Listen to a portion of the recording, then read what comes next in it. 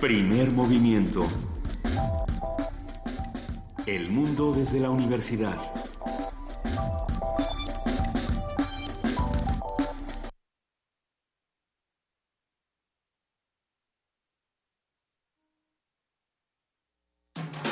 Búscanos en redes sociales, en Facebook como Primer Movimiento UNAM y en Twitter como PMovimiento, o escríbenos un correo a primermovimientounam@gmail.com. Hagamos comunidad. Son las 8 de la mañana con 6 minutos y esta es la segunda hora de Primer Movimiento a través de Radio UNAM y de TV UNAM. Saludamos a todos los amigos que se integran a la transmisión a través del canal 120 o del 20.1 de TV Abierta. Muy buenos días, querida jefa de información, Juana Inés de ESA. Muy buenos días, Luisa Iglesias. Buenos días, Miguel Ángel Quemain. Hola, Juana Inés. Hola, Luisa Iglesias. Pues mucho que discutir. Esta primera hora hablábamos del glaucoma para los que se acaban de integrar a la transmisión. Estuvimos hablando de la transformación positiva de conflictos sobre paz y democracia y se han quedado muchos temas. Fuera del aire estábamos diciendo que hoy es el Día Internacional de la Felicidad. ¡Ah, qué felices somos! Qué dichoso soy. Pongamos qué dichoso soy, compadre. Qué dichoso soy. La ONU tenía este informe de la felicidad y bueno, México se encontraba, si no me equivoco, en el lugar 21 y ahora está en el lugar 24. En tan solo un año, bueno, en el paso de los 3 años que van así, mira, uno, vamos cayendo en el lugar de la felicidad. Más interesante es pensar en Estados Unidos, que estaba en el lugar 11 y está en el 18, ahora después de la llegada de Donald Trump. Así van los índices de la felicidad según la ONU. Sí. ¿Qué tan felices somos? Aunque el New York Times publicó el fin de semana la celebración del 85 aniversario de Philip Roth, este gran novelista norteamericano, sí, que él es feliz con Trump. Se levanta sonriendo y se acuesta sonriendo y se levanta sonriendo. Porque tiene historias más horribles que contar. Philip Roth vive en un mundo que tiende al caos y que así le gusta, ¿no? Sí. También. Pero bueno. Bueno, siempre hay un pretexto para hablar de Philip Roth. Cualquier día es un buen día para mencionar a Philip Roth. ¿Por dónde le entramos a este gran autor, querido Miguel Ángel? ¿Qué leeríamos así, si fue la primera vez que lo lees? Pues yo creo que La Mancha Humana, yo creo que es uno de los grandes libros, ¿no? La Mancha Humana. Sí. ¿En dónde lo podremos encontrar? Está en Alfaguara. Ah, pues ahí está. Sí, está en Alfaguara. A ver si lo buscamos para seguir celebrando entre todos a Philip Roth. Es que ¿algún fragmento que se pueda leer de Philip Roth en Poesía Necesaria? ¿O está muy difícil encontrar uno? Porque justo ayer fue la celebración de Philip Roth. Sí, habría que buscar algo. A ver si se nos ocurre. Sí. Hay muchas cosas que seguir discutiendo, tanto en México como en Estados Unidos, como en otras latitudes. Vámonos con nuestra nota del día. Primer movimiento.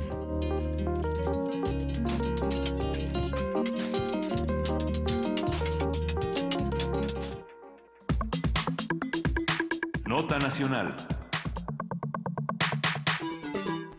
Hoy tenemos, como cada 15 días, al doctor Lorenzo Meyer con nosotros. Él es profesor e investigador universitario, cuyo interés es centrado en la vida política mexicana del siglo XIX a nuestros días.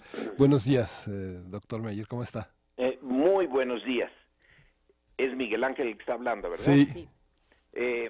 Bueno, pues en esta ocasión quisiera enfocar, ya que están ustedes ahí hablando de Philip Roth y de Estados Unidos, enfocarme en Estados Unidos, en nuestra relación con el país del norte, que visto en los ciclos largos históricos, pues queda más o menos dibujada una serie de ciclos de buenas y malas relaciones. Y tengo no la seguridad, simplemente la sospecha, existe la posibilidad de que estemos entrando ya en un ciclo de mala relación. ¿Será? Después de uno de más o menos aceptable. Es más, si somos optimistas, podemos decirle buena relación. Y fue un ciclo muy largo. Entonces quiero discutir con ustedes esta idea de los ciclos. Cuando entramos en contacto ya como naciones independientes al inicio del siglo XIX, la relación fue relativamente neutra, aunque ya había una advertencia. Los últimos gobiernos de la colonia habían visto que en el norte de la Nueva España realmente había que pensar cómo enfrentar a un país nuevo, algo realmente poco visto hasta entonces, la creación de países nuevos. Estados Unidos, un historiador le llamó The First New Nation, la primera nueva nación de esa temporada, y le sugirió al virrey, quien estaba allá en el norte viendo esto, que se pusiera alerta y se diseñaran políticas para enfrentar el expansionismo de esta pequeña nueva nación, pero que se veía que iba realmente rápido a modificar su entorno territorial, ir acrecentándose y acrecentándose. Ya se había tomado las dos orillas del Mississippi, la Luisiana, etcétera. Se discutió algo de cómo hacerle frente, pues era colonizando el norte, pero no se tenía suficiente población.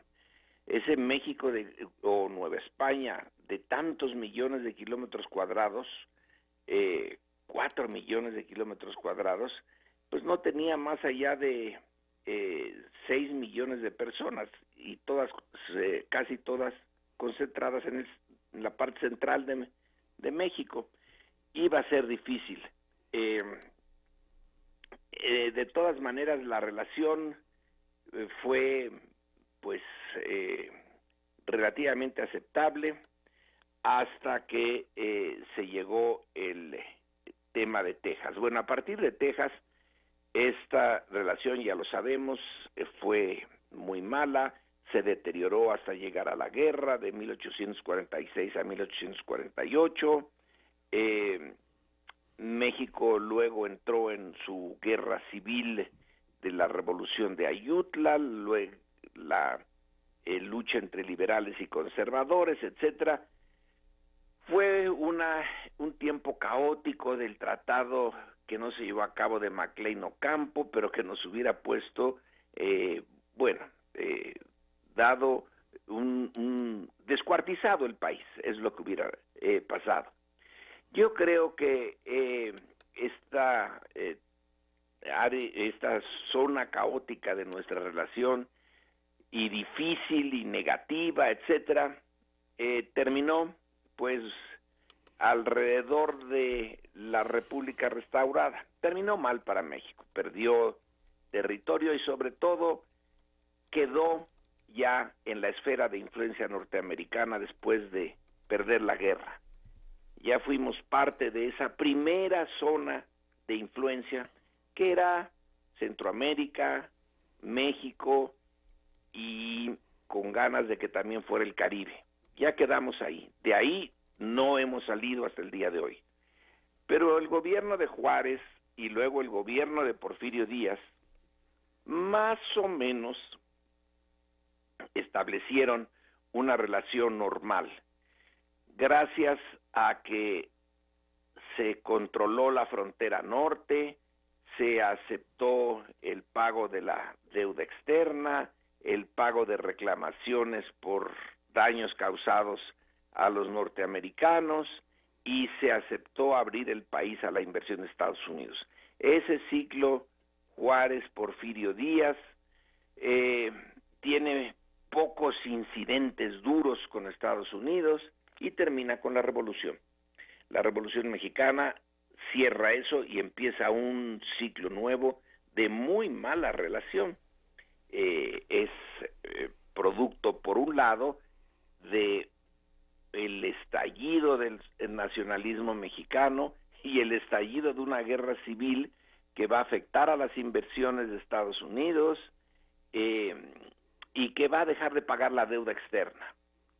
Y eso hace que la relación difícil vaya a prolongarse con dos intervenciones norteamericanas hasta 1927-28, que es cuando se llega a lo que se ha llamado el Acuerdo Calles-Morrow, el acuerdo entre el embajador Dwight Morrow y el presidente Plutarco Elías Calles.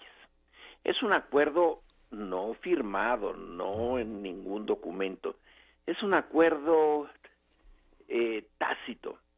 El embajador le hace todos los gestos necesarios para que el gobierno de Calles, con el que había estado, pero a punto de producirse un incidente grave con el anterior embajador, Sheffield, por el problema del petróleo, y queda más o menos claro que Estados Unidos se resigna a aceptar la legitimidad de la Revolución Mexicana y a no cuestionar al nuevo régimen revolucionario mexicano, a cambio de que pues sí, haga ruidos nacionalistas, pero no lo afecte en lo esencial. Y Estados Unidos también encuentra útil un gobierno fuerte en México, que le garantice que en su frontera sur habrá orden y ya no tendrá todo el tiempo que estar preocupándose por cambios de gobierno, incursiones, por ejemplo, a la Francisco Villa sobre Columbus, que la frontera va a estar bien tranquila, que no habrá ninguna potencia extranjera, así como cuando Alemania intentó por la vía del telegrama Zimmermann causarle problemas a Estados Unidos con México, que todo eso está en orden. Y en efecto, el gobierno de la Revolución Mexicana, que en esos años va a crear al PRI, mantiene el orden. Y la relación se aceptan momentos de tensión, que la expropiación petrolera, que la relación con Cuba de López Mateos, que el tercermundismo de Echeverría, que el apoyo de López Portillo a los sandinistas, que el grupo Contadora de Miguel de la Madrid, etcétera, pero son temas ríspidos, pero no destruyen la relación. Y además, en situaciones difíciles en que México entra en bancarrota a partir de 1982, se le hacen préstamos con buenas tasas de interés, pero se le presta en momentos necesarios. El Fondo Monetario, que está dominado por Estados Unidos, o directamente Estados Unidos, como en el gobierno de Clinton. Y ahí la vamos llevando. El gobierno de Bush padre acepta el Tratado de Libre Comercio y con eso Salinas puede sentirse ya tranquilo. México ya liga su futuro económico a Estados Unidos y ya somos parte de la América del Norte, etcétera, hasta que llega Trump. Este es un ciclo que lleva 90 años.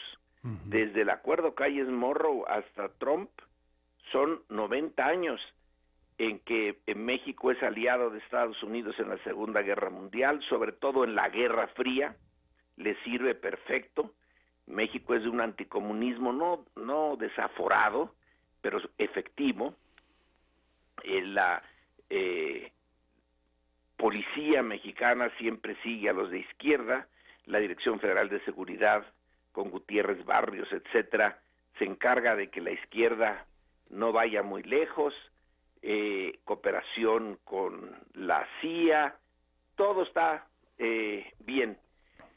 Se empieza por un lado el Tratado de Libre Comercio, que amarra a México muy bien, pero a la vez empiezan a surgir temas que de largo plazo muy difíciles de tratar, que son, por un lado, el narcotráfico, y por otro lado la migración. Esta migración, la legal y la ilegal, despierta el racismo latente en Estados Unidos.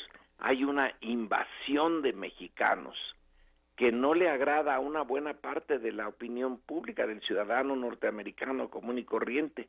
30 y tantos millones de mexicanos o de gentes con ascendencia mexicana en Estados Unidos para este siglo XXI es un montón. Y llega Trump.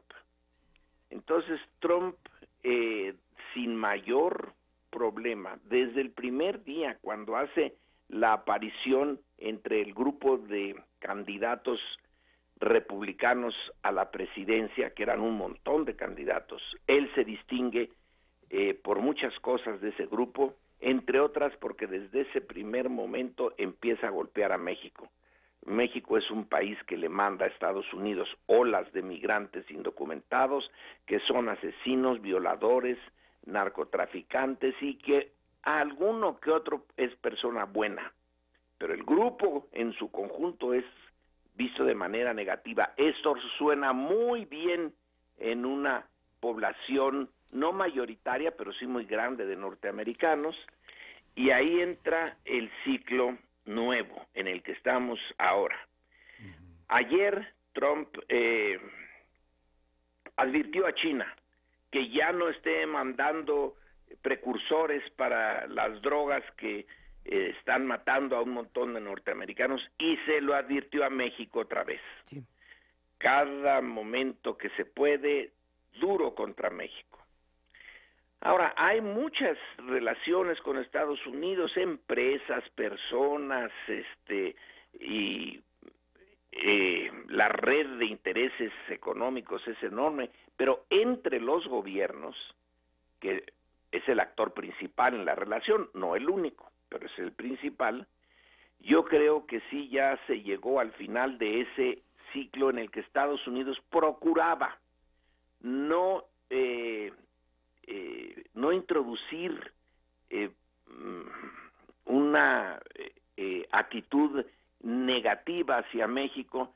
Le interesaba mantener la estabilidad mexicana, porque era parte de su estabilidad, de sus intereses internos, pero ahora viene el muro señalando que si la naturaleza no separó las dos Américas del Norte entre la anglosajona y la mexicana, Estados Unidos los va a separar a los dos norteamericanos, a los que hablan inglés y a los que hablan español, y que el muro va a ser magnífico, fantástico, de 9 metros de altura, etcétera.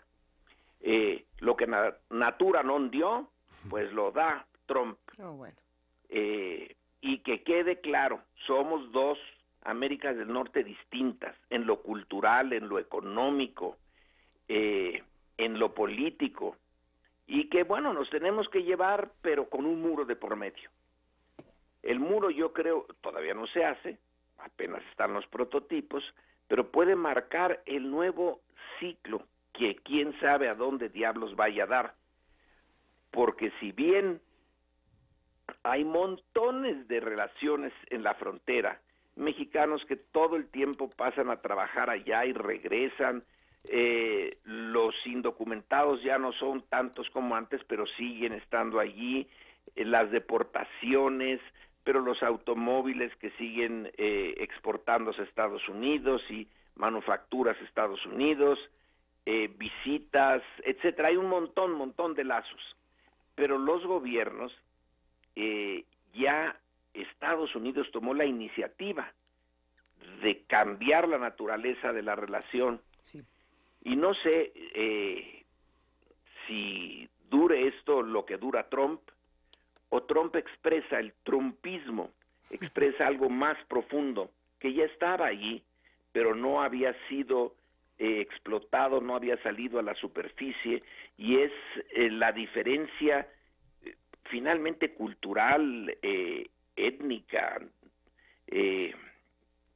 que hay entre Estados Unidos y México, y que quizá estaba en el fondo, pero ahora salió a la superficie. Y la pregunta es si esto es temporal.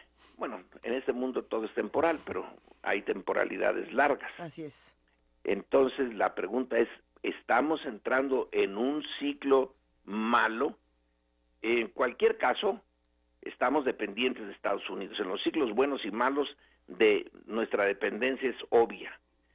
Pero pues esta vez ya Trump se toma la libertad de decirle a Peña Nieto, estás loco, y luego anunciarlo públicamente, que le dijo, estás loco, cuando Peña dijo que no iba a pagar el muro.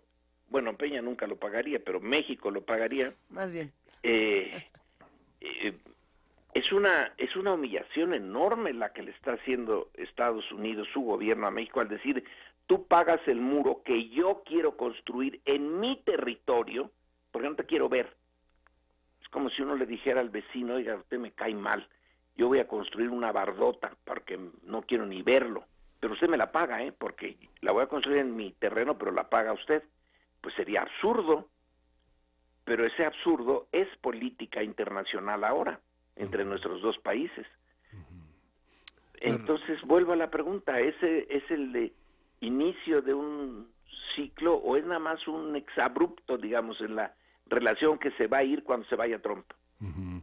En la vida estadounidense hay varias cuestiones que son de una gran invisibilidad, tal vez en la opinión pública, como por ejemplo la presencia de las universidades en relación con las nuestras. ¿Cómo es lo nuestro? Digamos, en la estadística todavía está.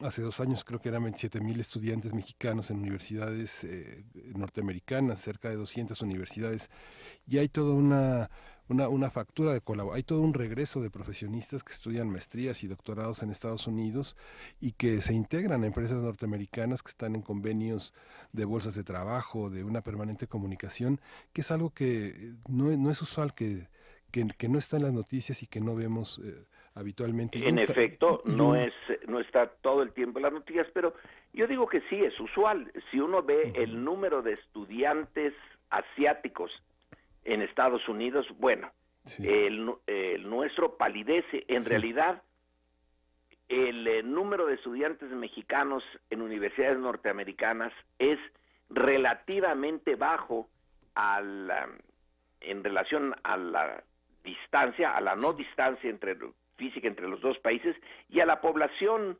mexicana. Sí. Son mucho más en proporción los asiáticos. El intercambio de estudiantes de Estados Unidos con otras partes del mundo es muy intenso. Eso no quiere decir que se vaya a transformar la naturaleza del país que manda a sus estudiantes ya al norte. Cuando regresen, muchos de ellos no regresan. Otros regresamos. Yo me pasé 3 años en la Universidad de Chicago, me hizo bastante bien, fue una tortura, pero me abrió un poquito más mis ojos y luego he ido varias veces, he juntado años en Estados Unidos como profesor. Ahora voy a dar clase allá. Bueno, iba ya a estas alturas, ya no. Pero eso no, por sí mismo, no hace más que darte una cierta amplitud de miras, pero no significa que te integres casi como norteamericano otra vez que regresas a México. Depende mucho del individuo. Sí, los gabinetes de Salinas para acá están llenos de gentes que salieron, por ejemplo, del ITAM y luego fueron a hacer su posgrado allá y regresan. Y bueno, son gentes conservadoras de derecha, pero eran de derecha desde antes de irse a Estados Unidos. Claro. Entonces ahí nada más amarraron sus visiones del mundo un poquito más a la Videgaray, por ejemplo. Ouch. Pero no veo yo que esa parte, alguien citó a un expresidente norteamericano, que yo creo que la cita es apócrifa totalmente, de los años 20, donde dice no necesitamos conquistar a México, necesitamos traer a sus estudiantes a nuestras universidades y devolverlos a México y ahí ya americanizamos México. Nunca he encontrado la fuente fiable de esa cita, pero sí la he visto repetida muchas veces. Es más una expresión de nuestros miedos hacia Estados Unidos que una realidad. Yo veo bastante bien que se vayan allá. Los que se integran a Estados Unidos después de quedarse allí en su maestría, su doctorado, pues que Dios los bendiga. Y sería una pérdida porque México pagó su educación desde la primaria hasta la universidad y luego en la última parte se quedan ya en Estados Unidos, pero la mayoría regresan y yo no veo entre mis colegas que hay una buena cantidad que se han ido a sacar su posgrado allá, que sean distintos de lo que es el académico promedio de clase media que está en nuestras universidades. Creo que es buena idea y por eso, insisto, los asiáticos mandan un montón, sobre todo los chinos, a estudiar a Estados Unidos, lo cual no quiere decir que China se vaya a ser norteamericana, ni de chiste. Al contrario, yo creo que reafirman para bien y para mal su carácter político y cultural. Nosotros tenemos el problema de la cercanía. Aquí la geografía, México pudo haber tenido otros vecinos. En un tiempo los rusos andaban en la California, en la Alta California, pero pues no les gustó mucho y se fueron. Pero pudimos haber sido vecinos de Rusia, allá por Sonoma.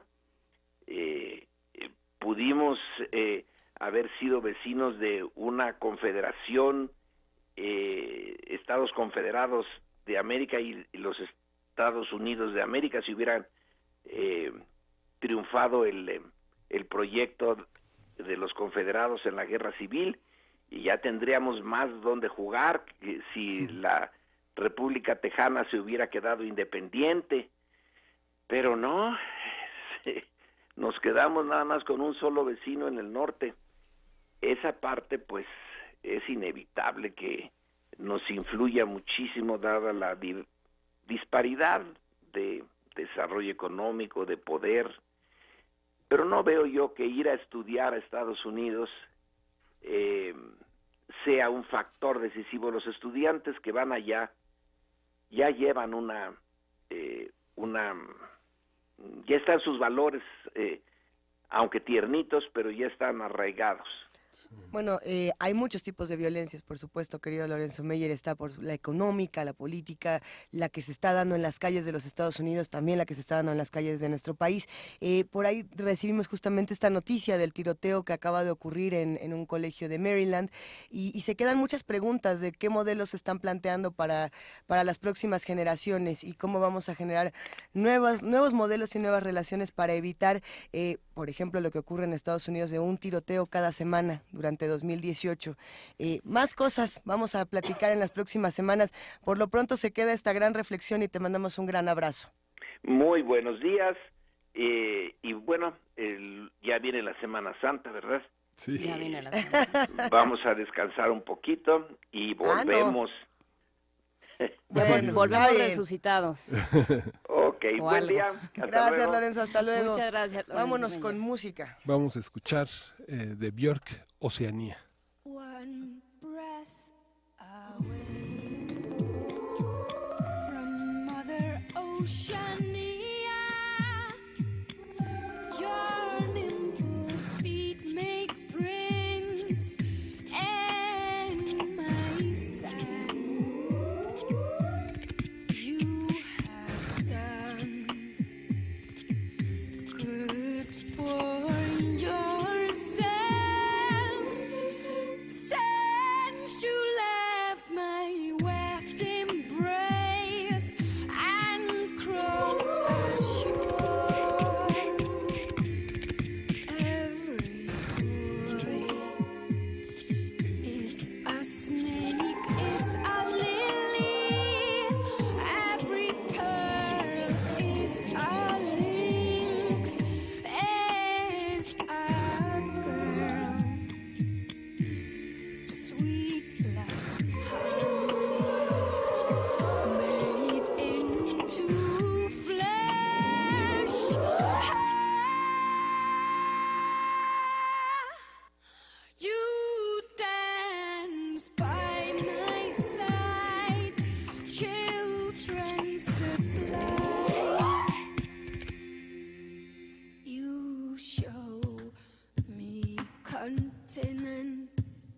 I see islands. You count the centuries. I blink my eyes, hooks and spines in my waters. Stingrays are floating across the sky. Little ones, my sons and my daughters.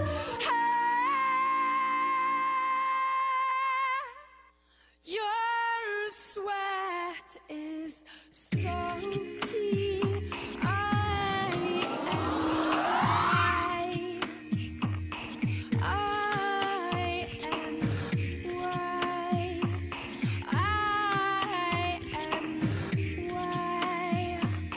Your sweat is salty. I am why. I am why.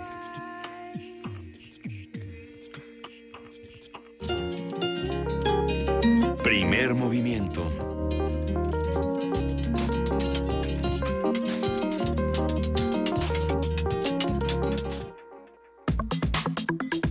Nota del día.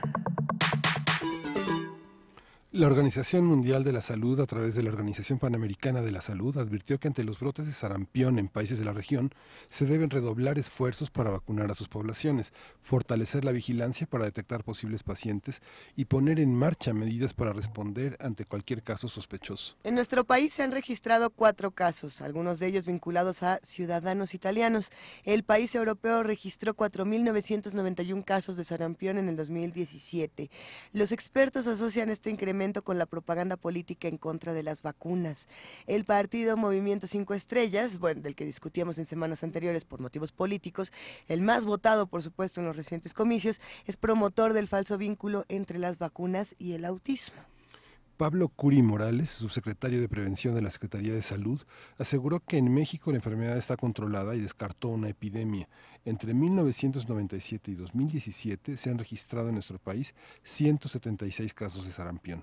Todos, según las autoridades, han sido importados, es decir, los pacientes se han contagiado en el extranjero. Esta tampoco es una alerta de usted no viaje y no salga de su casa, solamente hay que tener las debidas precauciones. A partir de las notas sobre los casos de sarampión hablaremos del tema, de la importancia de las vacunas y por supuesto de la manera correcta de aplicarlas. Para ello nos acompaña Lucía Álvarez, pediatra, infectóloga y experta en vacunas. Ella es egresada de la UNAM, integrante de la Academia Mexicana de Pediatría y asesora del Programa Nacional de Tuberculosis. Lucía, muy buenos días, ¿cómo estás? Muy buenos días, gracias por el espacio, muy importante hablar de sarampión, aquí estoy. ¿Qué es lo que pasó con estos temas? Gracias por tomarnos la llamada, es importantísimo seguir discutiendo y también tratar de tranquilizar un poco los nervios y los terrores que se han desatado en diferentes espacios debido a estos casos de sarampión. Sí, muchos, afortunadamente tenemos medios de comunicación eficaces, pero también la contra es que se dé información que puede alarmar. A ver, entonces vamos poniendo estos casos en contexto. ¿De qué estamos hablando y qué se puede hacer para contrarrestarlo? Bien, estamos hablando de una enfermedad infectocontagiosa, ¿sí? Que es altamente contagiosa, clínicamente se caracteriza por proceso agudo, con fiebre, congestión nasal, puede haber tos, manchitas en la piel y se presenta más en niños. Y estos pueden propagarlo también a adolescentes, a mujeres embarazadas y a personas de mayor edad que no están inmunizadas o que no tuvieron la enfermedad. La transmisibilidad es fundamentalmente por secreciones nasales, faringias de personas infectadas. Y el niño infecta 4 días antes de presentar las ronchas y 4 o 5 días después de empezar con las ronchas. ¿Podemos ¿De qué hablamos? especificar un poco de cómo son estas ronchas para diferenciarlas de otras ronchas? Sí, muy bien. Las manchas son rosaditas o rojas, tersas, suavecitas se distribuyen, inician en la cara, atrás de las orejitas, luego el tórax, luego el abdomen, la espalda, las piernas, a veces respetan manos y pies, no causan comezón y se acompañan de congestión oculonasal. Generalmente aparecen atrás de las orejitas y se acompañan de manchitas en la boca, generalmente en los carrillos, y ganglios o pequeñas bolitas al lado del cuello. Estas pues se identifican como exantema febril y es de obligación reportarlo. No es una varicela, que son lesiones blanditas, con agua adentro y son distribuidas de diferente manera. Y se puede confundir con exantemas o ronchas causadas por parvovirus o rubeola o algunas veces por una enfermedad que se llama mononucleosis infecciosa. Pero realmente cuando tenemos bien fijo cómo es el exantema y se los mostramos a la gente joven, lo pueden identificar y hacer el diagnóstico diferencial. Muy bien. Entonces, bueno, 2 días antes de que aparezcan estas ronchas y 4 después. 4 días antes. 4 días Sí, antes sí. y 2 después. Sí. La fase contagiosa. Sí. ¿Y qué pasa? A uno, pues, en teoría, lo vacunan muy, muy pequeño. ¿A qué edad se vacuna? Se debe vacunar a nivel internacional y México al año de edad. A los 12 meses tenemos capacidad suficiente para montar una buena respuesta a la vacuna. Un refuerzo a los 6 años, y el refuerzo está justificado porque la vacuna cubre perfectamente y desencadena una respuesta inmunológica en el 95% de los vacunados. Ese 5% debe asegurarse a través de una segunda dosis, que es el refuerzo, a los 6 años y luego en la adolescencia. El refuerzo es a los 6 años. Sí, es sí. que estaba justamente circulando esta noticia de que algunos decían que a los 3 años y otros decían que a los 4 años. ¿Qué pasa entonces si empezamos a vacunar a las personas antes, a los niños, antes del momento adecuado de los 6 años? ¿Doctora? ¿Hola? Sí. Se me fue. El Esquema Nacional de Vacunación dice refuerzo a los 6 años.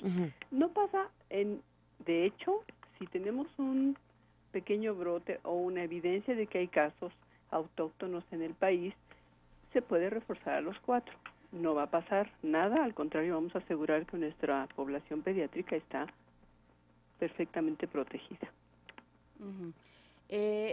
Ahora bien, ¿qué pasa cuando se vacuna? ¿Qué hay detrás de estas noticias, de esta información que dice que va en contra de las vacunas, que dice que son nocivas, que tienen vínculos con ciertos trastornos, etcétera? ¿Cómo desdecirlas? ¿Hay algo ahí? ¿Hay algo de fondo? ¿O hay evidencia científica de algún tipo o no hay nada? Sí, claro, sí, por supuesto. Así como hay inversión millonaria en la producción y avance de la ciencia para el diagnóstico y la producción de vacunas, también hay un movimiento o varios movimientos en diferentes momentos de la vida de las vacunas, que pues ese es parte de su trabajo. Y hay movimientos así como el de 5 estrellas contra vacunas, y tienen inversiones millonarias para no vacunar y convencer.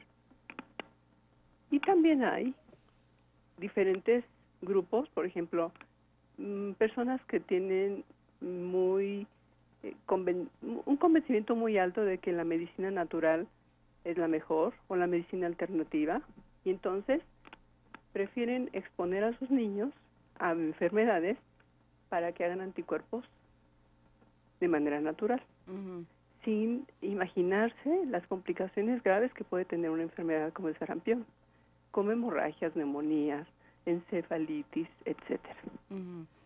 Poco a poco, los médicos o el personal de salud debe tener las evidencias en la mano para poder explicar al familiar cuáles son los beneficios de las vacunas. Si se han salvado millones de personas con vacunas en tiempo y forma, habría que estar hablando de esto constantemente en el consultorio, en estos medios como ustedes, con las personas que tengamos contacto y dar las evidencias científicas, que afortunadamente hay bastantes, de que las vacunas no causan ni autismo ni otras enfermedades neurológicas que se han promovido por allí. En Estados Unidos ha bajado muchísimo el índice de vacunación en los últimos tiempos. Digamos, ella mencionaba que la cifra mágica del sarampión era el 95, que es el 95% de la población vacunada garantiza la erradicación, que no se va a presentar en ninguna población, pero incluso en Estados Unidos están como marcadas muchas poblaciones que se resisten a las vacunas y que hacen conglomerados auténticamente de resistencia, y es ahí donde se dan. Digo, en 2015 el caso de Disneylandia, bueno, también fue una cosa muy fuerte, 36 casos, de 5 de los empleados de Disney World ahí contaminados. Pero los focos importantes en Estados Unidos son las poblaciones que se resisten por algún motivo religioso, ¿no?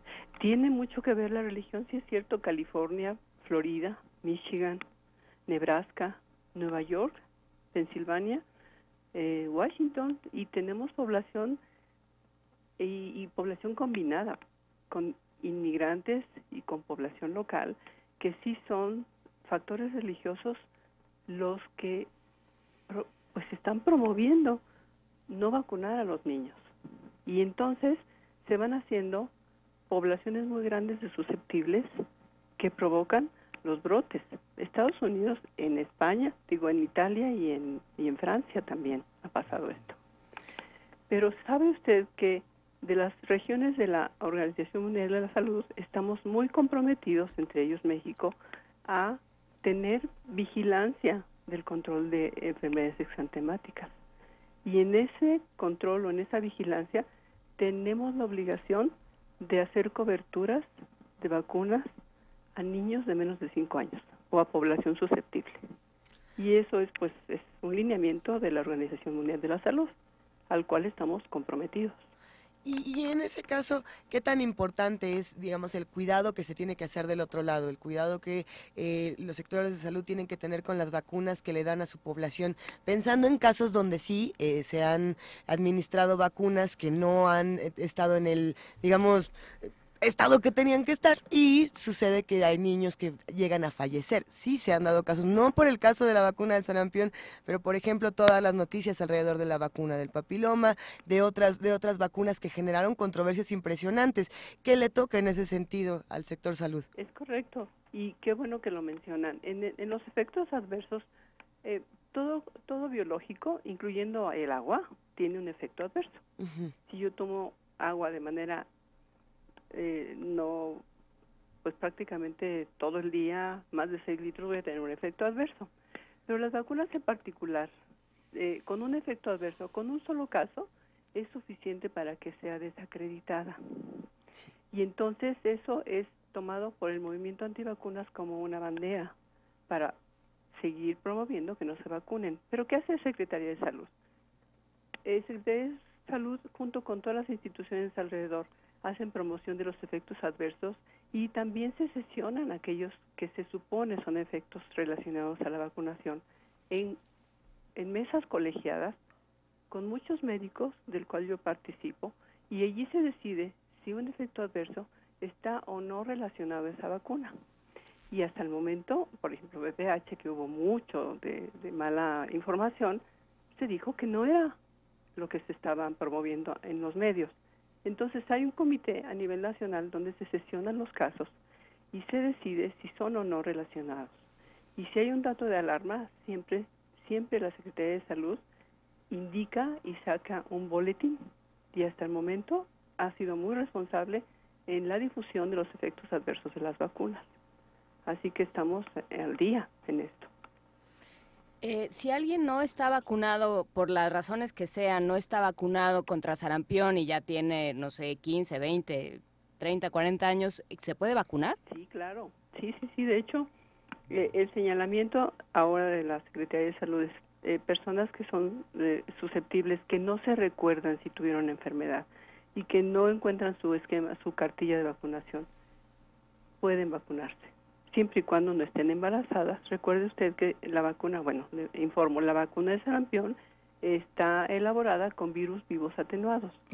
No debe aplicarse en mujeres embarazadas, a menos que haya una alarma grande de que estemos teniendo muchísimos casos, como en 1989 y 1990, que hubo más de 85,000 casos en México, con más de 6,000 muertes, incluyendo mujeres embarazadas. ¿Tenemos alguna idea, algún dato de quiénes están vacunados en México? Sí. ¿Hay manera de saberlo? ¿Quién no está vacunando? ¿Qué sabemos? ¿Cómo se reporta? Sí, la Dirección General de Epidemiología y la Secretaría de Salud tienen un boletín. En ese boletín se reporta el porcentaje de vacunas, bueno, el porcentaje, las enfermedades semanalmente, las que son de reporte semanal, las que son de reporte mensual y las que son de reporte inmediato. Y allí tenemos que no hay casos, excepto los que usted ya mencionó, que son 4 casos, pero el porcentaje de vacunación está dado en nuestros boletines de vacunación y tenemos más del 95 de niños vacunados en tiempo y forma. Se sabe que posiblemente los adolescentes, los cuales ya no se acercan al pediatra, y el pediatra ve desde el 0 hasta los 18 años, pero después de los 12 años es muy difícil que un adolescente se acerque, pero nosotros tenemos que acercarnos a ellos.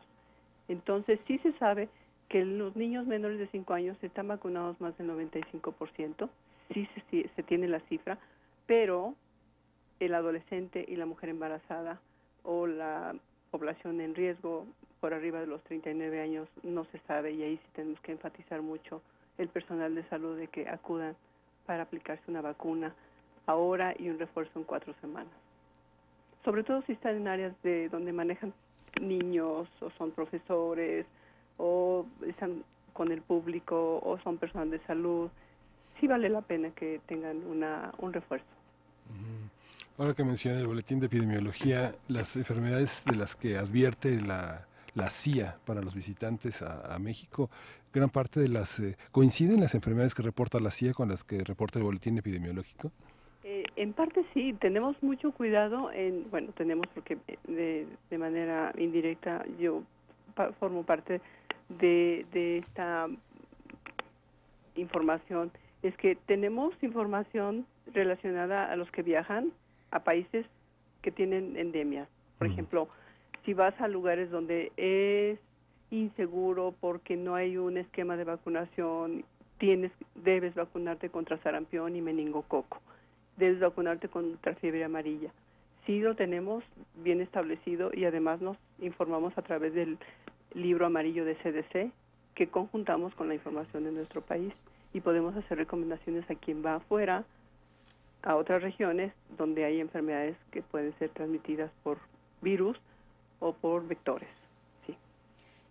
Y nos pide Mauricio Rodríguez, el doctor Mauricio Rodríguez nos escribe y dice que hay que insistir en el uso racional de las vacunas porque no hay un número, digamos, no es posible que en este momento toda la población se vacune, ¿no? en un mismo momento, que hay que ir dando prioridad a quienes no tienen ninguna dosis por su edad, digamos, a los más pequeños. Sí, oportuna la aportación de Mauricio. Muy importante es saber que hay medidas de control, ¿sí? Número 1, las medidas de control fundamentales son reconocer el caso e informarlo. Número 1. Número 2, evitar el contagio con secreciones. Si tienes un niño enfermo, pues que no sea visitado ni que visite a más personas. La aplicación de la vacuna debe ser prioridad y sobre todo en niños que obtienen la vacuna. Así que cada mamá que esté escuchando debe checar su cartilla de vacunación y debe tener la primera al año de edad y su refuerzo a los 6 años. Mínimo, esos son los datos que deben checar. Si no lo tienen, deben de acercarse inmediatamente a su centro de salud para que les refuercen. Los adolescentes tienen una vacuna se llama SR, sarampión rubiola. También deben acercarse si no la tienen. Y posteriormente valorar a las personas que están en alto riesgo. Por ejemplo, personas con diabetes, con obesidad o que tienen cardiopatía, esos son personal que debe de priorizarse si no tiene la vacunación. Pero digamos, no es que, ya para cerrar esta conversación, no es que las personas tengan que tener temor de ir a un lugar poblado, de entrar al metro, de llevar a sus hijos a la guardería, De ¿no? viajar. No hay ningún Sí, problema. no, muy buena esta aportación. No, bueno, enfatizo, niños de menos de 6 años, su refuerzo 1 a los 6 años. Niños, adolescentes y adultos de 7 a 39 años, sin antecedente de vacuna, deben de acudir a que se vacunen y después en 4 semanas su vacunación. Y no, debemos de estar al pendiente de los casos que haya en áreas cerradas, en áreas que podemos controlar, pero podemos circular amablemente en todos lados, no hay problema. Tenemos quizás mayor problema con influenza, que acaba de terminar el periodo grave, que con esta enfermedad, aunque las dos son muy contagiosas. Pues a vacunarnos todos los que no estemos vacunados. Sí, ¿qué edad tiene usted? No, yo sí estoy vacunada, Sí, ¿no? todavía. Porque ya. Afortunadamente sí, Bueno. pero justamente habrá muchos de mi edad que no lo estén y no es tarde. Así que todos los que necesiten vacunas acudan a hacerlo lo más pronto posible. Lucía Álvarez, pediatra, infectóloga y experta en vacunas, un verdadero placer. Si no me equivoco, hay una última Hay una pregunta. última pregunta. ¿Hay diferencia entre las vacunas de los consultorios pediátricos y los que aplica el sector salud? Muy buena pregunta. Las ¿no? que cuestan y las que no. Sí, ay, qué buena pregunta. Número 1, México como país hace un consolidado de vacunas. La compra en un paquete completo y posteriormente la distribuye a los diferentes institutos o instituciones, y entre ellos están los consultorios privados que tienen diferentes distribuidores, pero es la misma vacuna. No hay diferencia de que si la que se aplica en el consultorio es diferente a la que se aplica en el centro de salud, no. Lo que sí debo de mencionar, que es importante, es la red de frío. Es muy probable que la Secretaría de Salud y las instituciones tengan una red de frío verificada, así, día con día, hora con hora. Quizás en los consultorios tengamos la responsabilidad de trabajar sobre red de frío, pero la vacuna, el biológico es el mismo. Muy bien. Viene vienen a nivel privado y a nivel público, se presentan en dosis separadas, únicas o monodosis, y pueden venir también en multidosis, pero el biológico es el mismo. Perfecto, pues muchísimas gracias, doctora Lucía Álvarez, pediatra, infectóloga, experta en vacunas. Gracias por platicar con nosotros y por esclarecer este tema. Esperamos Debe haber platicar muchas con más usted. preguntas, estoy a sus órdenes, y muchísimas gracias por el espacio y por el interés de ustedes para la promoción de la salud. Perfecto, Buen claro día. que sí, para eso estamos. Muchísimas gracias. Adiós. Hasta luego. Y vamos a oír de Astrud Gilberto, Carioca.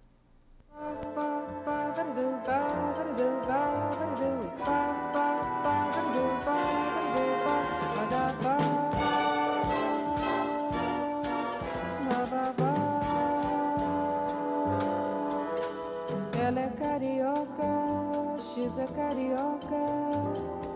Just see the way she walks. Nobody else can be what she is to him. He looks, and what does he see when he looks deep in her eyes? He can see the sea, a forgotten globe, the caressing skies. And not only that, he's in love with her the most exciting way. It's written on his lips, for her kisses stay. She smiles, and all of a sudden the world is smiling for him. And you know what else? She's a carioca, ela é carioca.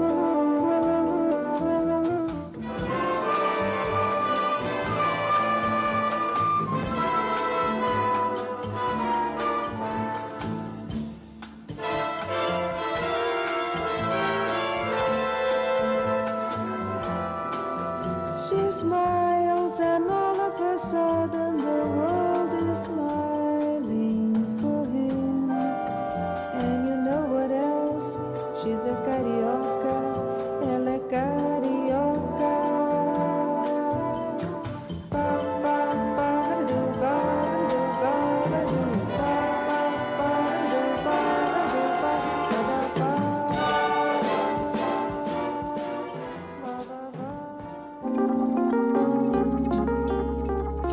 Primer movimiento.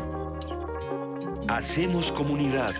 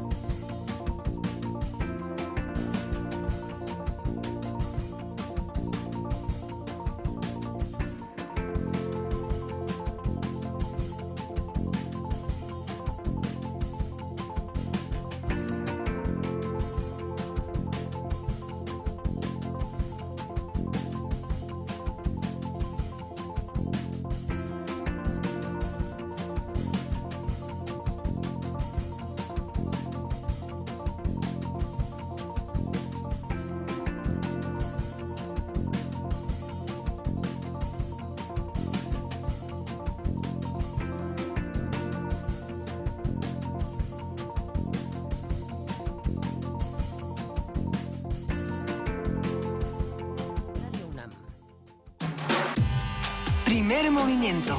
Podcast y transmisión en directo en www.radio.unam.mx.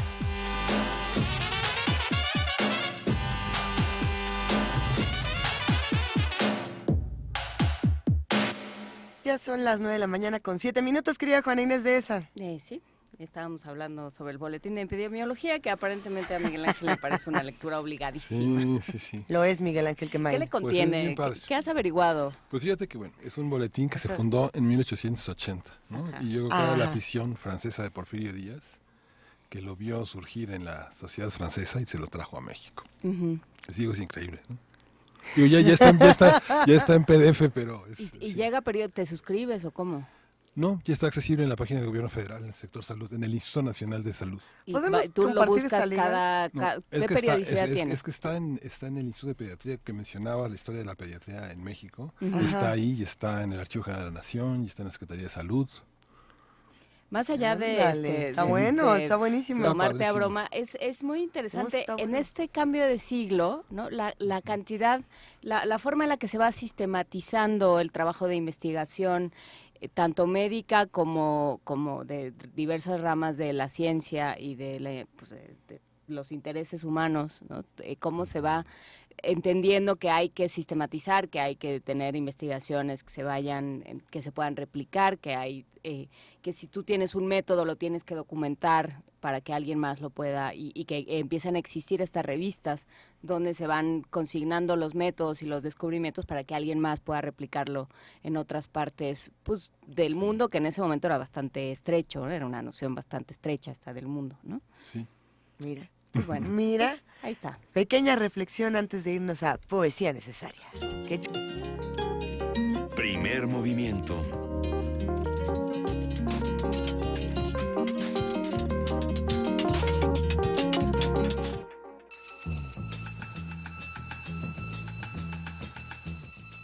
Es hora de poesía necesaria.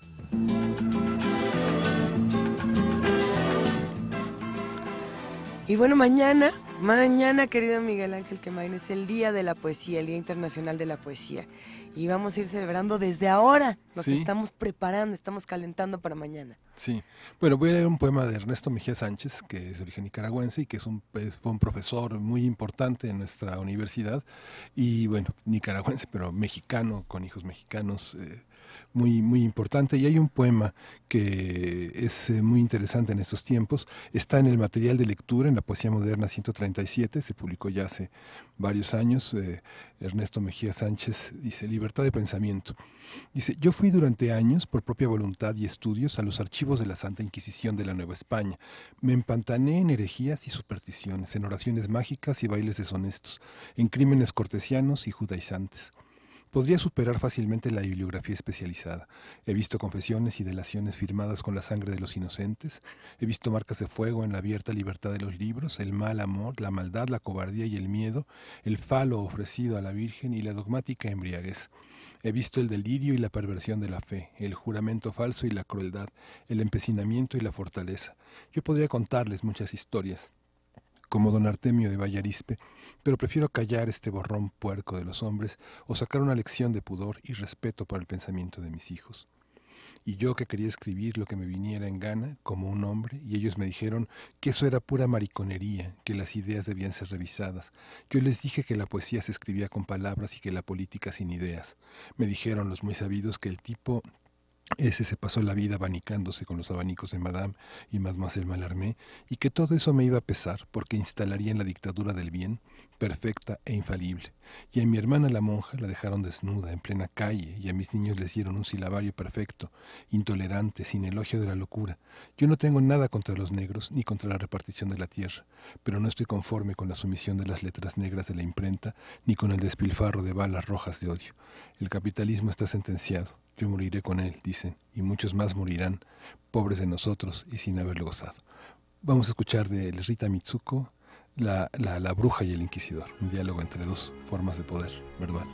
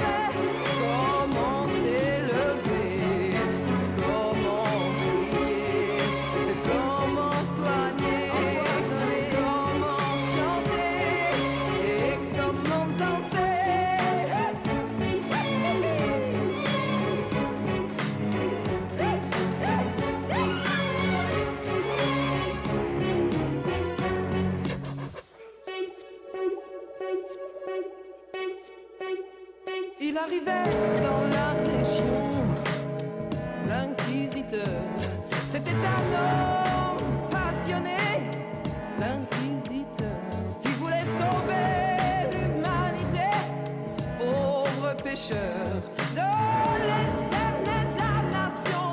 Alors attention, ils sont venus la prendre la nuit. Ils l'ont traîné par la chevelure jusqu'à la chambre de torture. À son premier cri éveilla son oreille et la sorcière se mit à agir et elle fit, elle s'ensorcelle et se mit à chanter la suppliciée.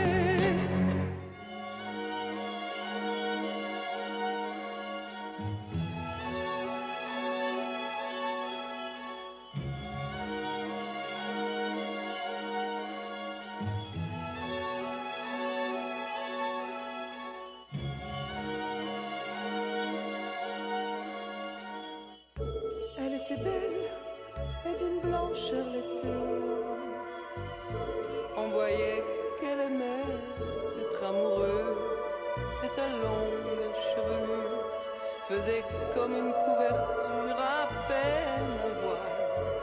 Maintenant sale, ah, tu m'assassines, sauve ton âme. Ah, tu commets un crime, pauvre femme, par ma voix.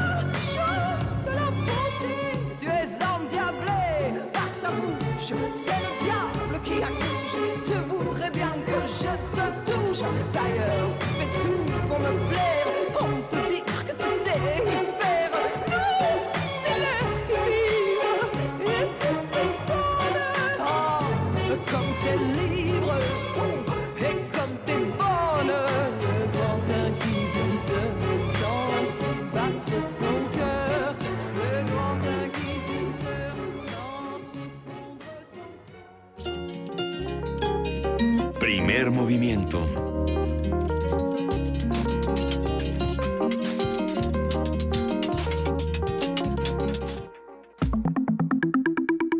La mesa del día.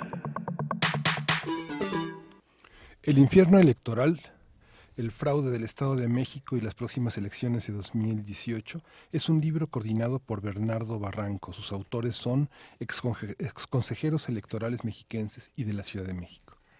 Barranco ha señalado que el libro es una advertencia de lo que pasa cuando el aparato federal es utilizado para robar elecciones, como fue el caso del Estado de México, ya que documenta las prácticas utilizadas por el gobierno federal para lograr el triunfo de su candidato. Hay que hacer una brevísima pausa y recordar justamente estas elecciones del Estado de México y recordar la voz de Bernardo Barranco en distintas estaciones radiofónicas, relatándonos lo que había pasado y el dolor que muchos sentimos y la indignación y las muchas cosas, todos estos sentimientos encontrados. El coordinador de la publicación, de esta publicación, enumera esas prácticas: uso faccioso de los órganos de Estado, el uso político de los programas sociales, el llamado terrorismo electoral. Esa era la frase que escuchábamos, ¿no? Cuando estaba en México: terrorismo electoral, y bueno, muchas otras. Conversaremos sobre el libro El infierno electoral, el fraude del Estado de México y las próximas elecciones de 2018, qué revela sobre el proceso electoral del Estado de México y qué advierte sobre el proceso electoral próximo. Para ello está con nosotros Bernardo Barranco, sociólogo, licenciado en Economía por la UNAM y maestro en Sociología del Catolicismo Contemporáneo por la Escuela de Altos Estudios en Ciencias Sociales de París. Es especialista en creencias religiosas y cultura y ha sido consejero electoral del Instituto Electoral del Estado de México. Bienvenido, Bernardo. Buenos días, mucho gusto. Y nos acompaña en la línea telefónica Karina Vaquera, académica de la UNAM, especialista en democracia, derechos humanos y partidos políticos. Ella es consejera electoral del INE del Estado de México. Karina, buenos días. Hola, buenos días. Gracias por acompañarnos. Sabemos que estás atorada en el tránsito y te abrazamos solidariamente desde aquí. Es correcto, Juana Inés. Una disculpa, pero No, estoy atorada en el tráfico. no tienes nada que disculparte, a todos nos pasa, esta ciudad no tiene ya palabra de honor cuando se habla de tránsito. Pero bueno, empecemos con este tema. Bernardo Barranco, ¿qué es el infierno electoral? Y qué gusto que nos acompañes. No, al contrario, un placer para mí estar con ustedes, con voces inteligentes, sobre todo con el auditorio universitario, culto. Y para mí es muy importante el poder tener este contacto.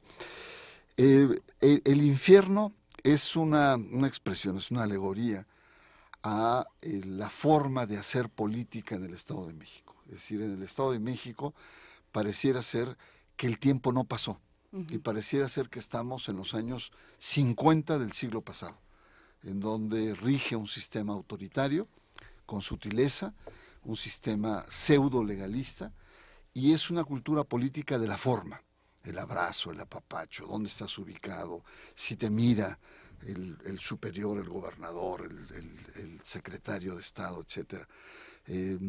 Aliento impecable porque se abrazan, hay una especie como de seducción entre los políticos, ¿no? Un cachondeo cada vez que se tocan, ¿no? Esa es una cultura política y hay que recordar que esa cultura política ha durado, el grupo en el poder, más de 90 años. Digamos, ninguna dictadura, ningún grupo, ninguna monarquía ha durado tantos años en los tiempos modernos. Es más, si habláramos de monarquía, el actual gobernador no tendría que ser Alfredo del Maza, sino Alfredo del Mazo III, porque su abuelo fue gobernador, su padre fue gobernador, y si seguimos así, su hijo y sus nietos van a ser gobernadores. Es decir, ¿qué tiene el Estado de México? Pues tiene un sistema de control que va más allá, es un sistema de control metalegal que va más allá. ¿Por qué? Porque no solamente el famoso llamado grupo Atlacomulco, que no existe nadie, pero todo el mundo sabe que está ahí, no solamente es un grupo político, no solamente es un club de políticos, es ante todo un grupo económico. Son intereses económicos. Es decir, en el Estado de México la política se hace con negocios también, ¿no? Y los negocios se hacen a través de la política. Hay una especie como de imbricación que está ahí presente. Entonces, por lo tanto, cuando se enfrentan a los procesos electorales, cada proceso, pues el Estado se convierte, por eso se habla mucho de elección de Estado, pero no el viejo concepto, sino un concepto en donde el Estado se convierte en una poderosísima maquinaria electoral donde pues no hay equidad posible. Por más partido, por más fortaleza que puedas tener, lo hemos visto, no hay equidad posible. Entonces, ese es el infierno electoral que nos puede alcanzar en el actual proceso del 18.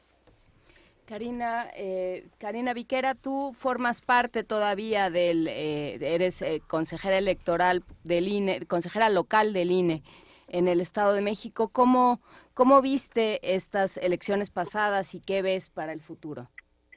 Bueno, pues las elecciones pasadas a mí me tocó vivirlas desde el ámbito distrital, era consejera distrital, actualmente estoy en el Consejo Local en el INE, en el Estado de México. Sin embargo, me parece muy importante esta aportación de Bernardo Barranco como coordinador del libro, por todos los temas que se tocan en el mismo. En el caso particular me tocó hacer un análisis respecto de la integración de los órganos electorales. ¿Cuál es la manera en la que se eligen los consejeros electorales de estos llamados OPLES a partir de la reforma? Es un tema muy importante que se concatena con los demás temas que tocan los demás exconsejeros, como el asunto del terrorismo electoral, porque hay una cuestión en la cual el Estado, de manera integral, hace uso no solamente de las instituciones, o realmente de las instituciones, en este caso los órganos electorales. Y la integración de estos, si tú recuerdas, a partir de los 90 habíamos logrado ya una ciudadanización importante de estos órganos, con personas con prestigio moral, con autonomía y con imparcialidad de sus actuaciones.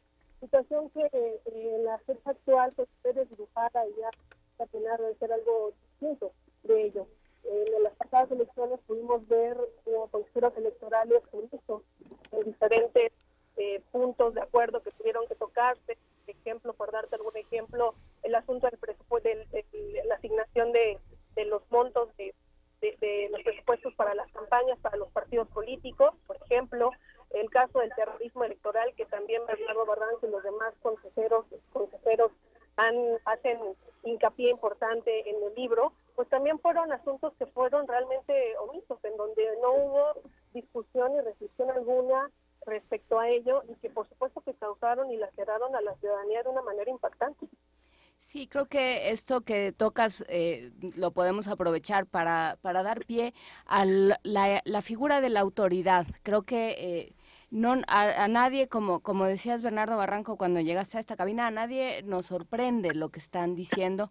Lo que nos sorprende y lo que nos fue sorprendiendo de manera muy salvaje, digamos, conforme iba avanzando el proceso electoral y conforme se iban denunciando las cosas y no pasaba nada y se denunciaban los acosos a diferentes candidatos, las campañas sucias, el uso el uso de recursos, el uso de programas sociales, la presencia de secretarios cada fin de semana en una actividad distinta de campaña, todo eso, sistemáticamente el INE decía, yo no puedo hacer nada, eso no es ilícito, no hay nada que se los impida. Y entonces el problema no era quienes estaban rompiendo las reglas, el problema era con el árbitro. ¿Qué hacer con esto y cómo verlo para adelante? Mira, lamentablemente en ese proceso electoral las autoridades, tanto el INE a nivel del Consejo General como el YEM, que es el OPLE local, fueron omisos, fueron laxos frente a muchas irregularidades. Por ejemplo, el tema de los programas sociales, que hay una ONG, se llama INCIDE, de Clara Hutzelman, que estudió que los programas sociales con mucha opacidad fueron destinados fundamentalmente para la compra y coacción del voto. Cuando se iban a dar estos recursos, ayudas, etcétera, las autoridades electorales se lavaban las manos. Nosotros a nivel del Consejo Local pedíamos que se utilizaran los recursos normativos a nuestro alcance para revisar que más de 600 visitas de altos funcionarios, tanto del Estado de México como federales, iban a repartir recursos. Y las autoridades fueron omisas. Y vemos los resultados. ¿Cuáles son los resultados? Que en las zonas pobres, donde se repartieron los recursos, hubo un porcentaje de votación del 70%, mientras que el promedio de la votación fue de 53%. Es decir, efectivamente, como en los viejos tiempos, hasta los muertos tenían deseos de ir a votar. Entonces, aquí volviendo al tema de lo electoral, déjame decirte personalmente que estoy profundamente desilusionado de Lorenzo Córdoba. Lorenzo Córdoba hasta hace unos años era un analista fresco, agudo, tenía una perspectiva muy interesante de apertura, y algo pasó con él, sobre todo a partir de esas llamadas telefónicas que tuvo donde se burla de los indígenas. A partir de ahí es otro Lorenzo Córdoba. Y en el libro, no recuerdo si lo planteo, pero Lorenzo Córdoba reina el INE, pero no lo gobierna. El poder real lo tiene Marco Antonio Baños, un consejero de consigna, priista, un operador, yo diría, siniestro. Y por lo tanto, entonces, el INE enfrenta este proceso electoral probablemente con el más bajo índice de credibilidad que ningún otro consejo lo haya tenido, ¿no? Precisamente por haber sido omiso, por estar cruzado de tantas tensiones. Y la verdad, la elección del 18 es tan compleja, porque simultáneamente van a ser gobernadores, van a ser diputados, van a ser senadores, van a ser alcaldes, diputados locales, que la verdad sí se antoja un momento muy complejo. Y ahí la autoridad electoral debe ser determinante. Y Karina, volveré a ti porque tú hablas de legalidad, entre comillas. En tu ensayo hablas de una legalidad, entre comillas, y hablas también del concepto de integridad electoral. ¿Podríamos hablar un poco de esto? Sí, claro que sí. Retomando un poco lo que decía Bernardo hace unos momentos, creo que las actuales autoridades electorales, de las cuales en este caso yo formo parte actualmente en el Estado de México, en el INE, tenemos un reto importante, no menor, que es justamente actuar con determinación y actuar con la imparcialidad y con la claridad que la ciudadanía exige de los consejeros electorales, en el ánimo de poder recuperar y fortalecer a esta institución que es la que se encarga de organizar las elecciones. Y en el caso de mi participación en el libro, esto que tú dices de la integridad electoral es un tema que últimamente ha sido motivo de estudio en diferentes países a nivel internacional, y que no es otra cosa más que hablar de los puntos que se consideran centrales e importantes para considerar un país como democrático. En el caso particular de los órganos electorales, hemos visto que hay un sesgo político, que la reforma electoral de 2014 ofrecía una situación de refrescar y de cambiar la manera en la que los consejeros electorales estatales eran designados. Si tú recuerdas, antes los gobernadores de los estados eran quienes tenían una injerencia importante para la determinación de estos consejeros, y con la reforma cambió. Con la reforma se estableció un mecanismo a través de un examen general de conocimientos y otros procedimientos después del examen, que de manera particular y de manera vivencial me tocó ver que existe una opacidad total en una de las partes del propio procedimiento, como es justamente la elaboración de un ensayo, en donde no existe la publicación de los ensayos por parte de los autores, lo cual genera un sesgo importante, la manipulación, en este caso posiblemente de consejeros electorales, que también son nombrados por una situación de nepotismo, de cuotas de partidos políticos a través del Congreso, y que se ve reflejado justamente en quienes son nombrados. En el caso del Estado de México, es claro que se ha perdido este tipo de perfiles ciudadanos, académicos, con una formación de crítica, de imparcialidad, y se ha dado paso a la generación de consejeros técnicos electorales, que no es menospreciarlos, pero que su trabajo es distinto. Jamás podrá haber un técnico electoral o tener la visión que un ciudadano, que una persona que se encarga de estar en contacto con la sociedad y de ver las exigencias que se tienen. Esto es algo que se tiene que cambiar, es algo que tiene que ser modificado y que por supuesto impacta en la organización de la elección y en el resultado del mismo. Lo hemos visto en el 2017 con el Consejo General, en donde solamente un consejero habló y recibió justamente de las cuestiones que estaban mal hechas en función, por ejemplo, del PREP, ¿no? Esto es parte de la integridad electoral, el no tener autoridades que actúen con imparcialidad, que actúen con autonomía a pesar de quien las haya designado. Eso, por supuesto, que genera un déficit democrático importante sobre el cual tenemos que avanzar. Para prepararnos para estas elecciones de 2018, por supuesto que hay muchos libros urgentes por leer. Yo destacaría dos que me parecen importantes, y justamente es El infierno electoral y, por otro lado, el libro de Javier Duarte que publica Arturo Ángel Mendieta. No por la figura de Javier Duarte, sino porque tanto en este libro, en El infierno electoral, como en aquel, se relatan mecanismos, más que, en este caso, el personaje quizás sea el Estado de México y el fraude que se vive ahí, mientras que en este otro era Javier Duarte. No, pero no el Estado de México, o sea, la presidencia. Justo. Pero Pero el gobierno completo. Pero ahí lo que es interesante es pensar, estamos viendo cómo se hacen las cosas. Sabemos ya cómo fue la estafa maestra en este libro, sabemos cómo fue el fraude electoral del Estado de México. Tenemos los mecanismos, Bernardo Barranco, los tenemos identificados, y aún así vamos a permitir que vuelvan a ocurrir este 2018, porque el mecanismo ya se sabe. Sí, mira, dos cuestiones. Me gustaría retomar lo que señala Karina, plantearlo con otras palabras. Okay. Es decir, el INE, las instancias electorales viven actualmente una decadencia que está marcada por una desciudadanización de los órganos electorales. Es decir, cuando se construyen estos órganos electorales, sobre todo se afinan en los años 90, era precisamente el que el ciudadano era un contrapeso a los partidos, pero también un contrapeso a la estructura electoral. ¿Qué es lo que ha pasado? Que la estructura electoral se ha convertido al mismo tiempo en los consejeros ciudadanos. Por eso decía muy bien Karina que ahora son los técnicos. Entonces, si uno revisa la trayectoria de los actuales consejeros del INE, todos vienen de adentro. O sea, no hay ciudadanos de afuera que tengan otra visión, otra perspectiva, otra sensibilidad y que jueguen precisamente y hay un desprecio por los ciudadanos. Como diciendo, los ciudadanos son ciudadanistas, como son los puros, son los que tienen la verdad absoluta. Es decir, hay una especie de caricaturización del polo ciudadano. Yo creo que ahí es uno de los grandes problemas. Entonces, claro, los exámenes, como dice Karina, son durísimos. Hay que tener una verdadera técnica jurídica, hay que ser abogados primero y después grandes expertos para poder pasar.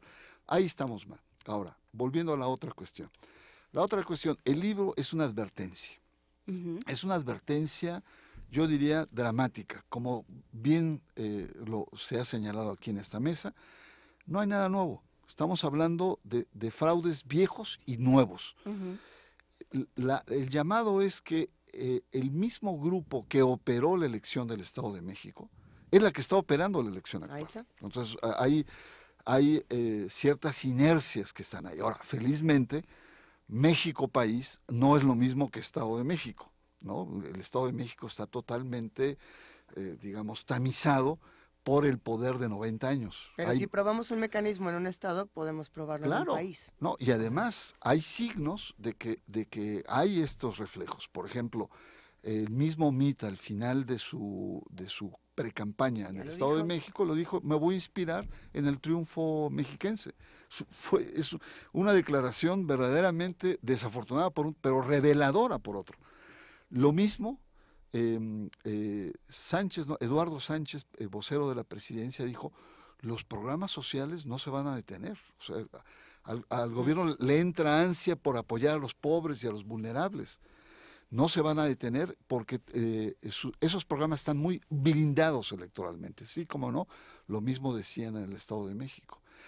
Y una tercera, que es aquí lo más delicado, es el tema de los métodos del crimen organizado en los procesos electorales.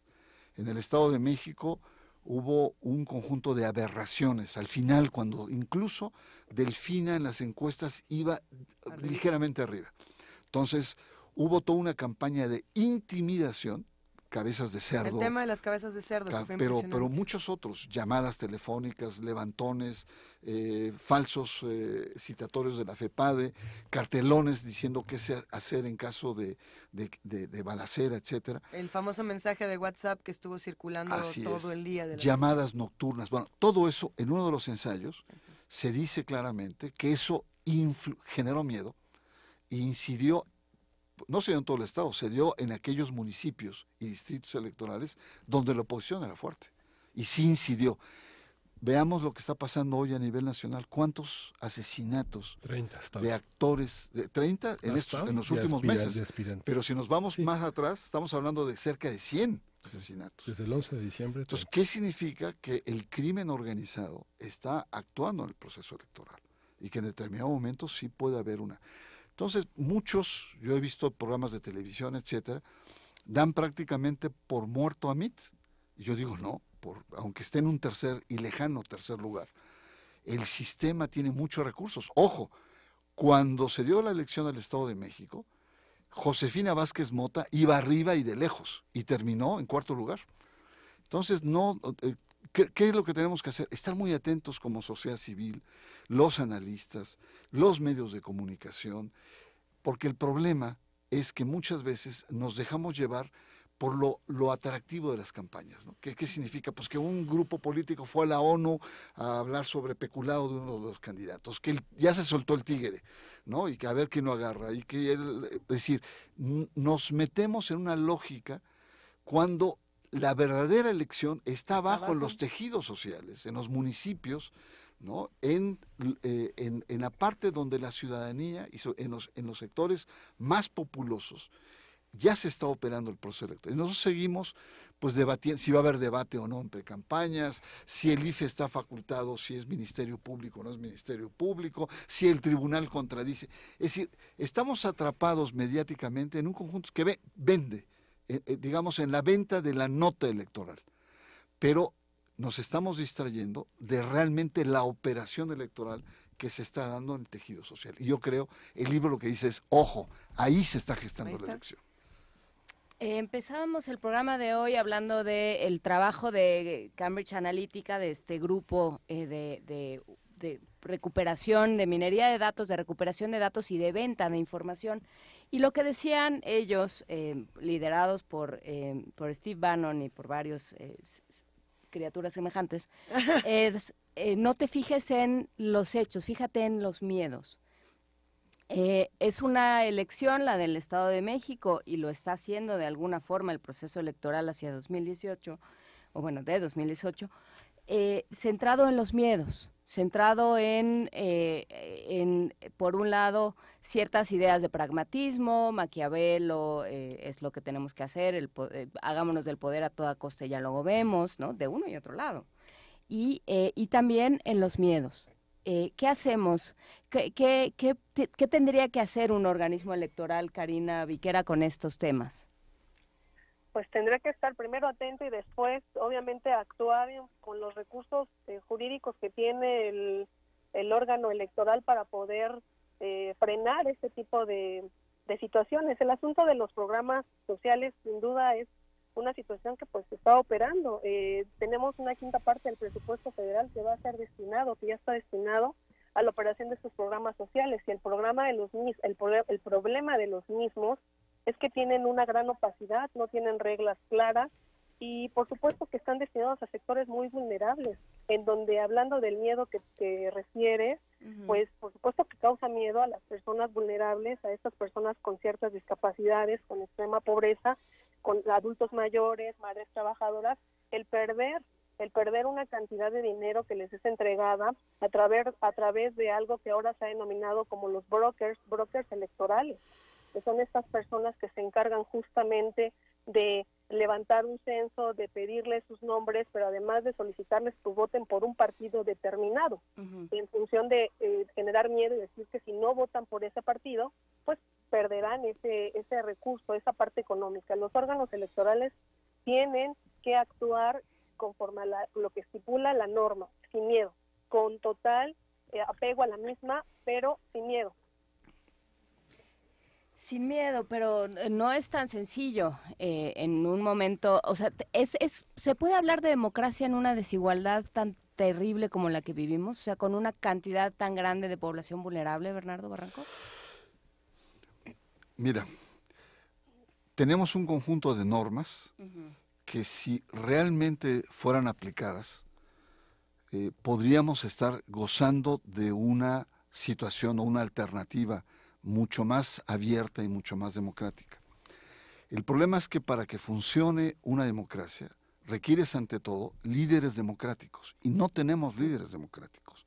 Tú hace un momento citabas a Maquiavelo, en donde hay una gran tendencia en la política internacional de usar ese maquiavelismo, más que Maquiavelo, porque nunca lo dijo, pero hay un maquiavelismo, es decir, el poder es el que te ordena todo. La conquista y el mantenimiento del poder justifica cualquier tipo de operación o acción. Porque sin poder nada se puede. Pero está por otra parte una perspectiva más en la Revolución Francesa, Rousseau, o una perspectiva incluso social cristiana, que te plantea que el poder es un servicio.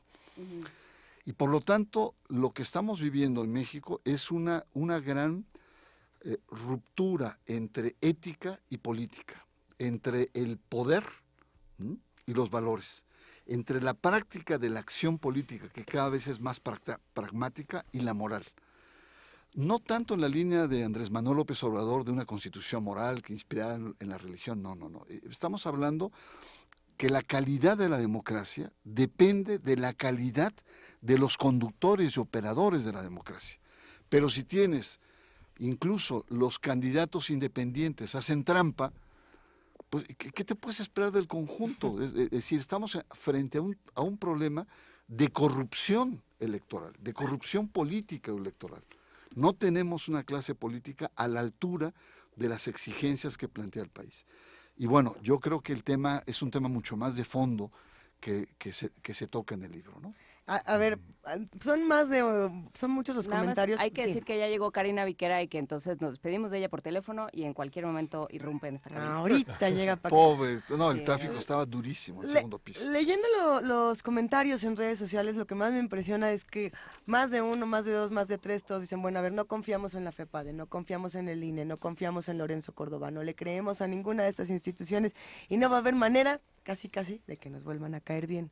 Si no va a haber manera de reconciliarse con el INE, con Lorenzo Córdoba, con FEPADE, si no hay en quién confiar, ¿se puede? ¿Hay un panorama de encuentro en algún punto, Bernardo, o no? Porque pareciera que no lo va a haber. No, es muy complejo. Yo creo que lo que está acá en juego es la presión y la presencia ciudadana, que es amplia, está en los medios, está en los intelectuales, en los comentaristas. Y en este momento, hablando del proceso electoral, el punto o el foco son las autoridades electorales. Tenemos que exigirle a las autoridades electorales que hagan su trabajo y su papel, y no le jueguen, como se dice popularmente, al canelas, que no se hagan los oxisos, o que digan yo no soy Ministerio Público, yo no puedo enviar tropas, yo no soy de Hacienda para... decir, Oye, Bernardo, este mensaje que envía Córdoba de yo no tengo tiempo de estar en las elecciones porque estoy trabajando, es muy significativo.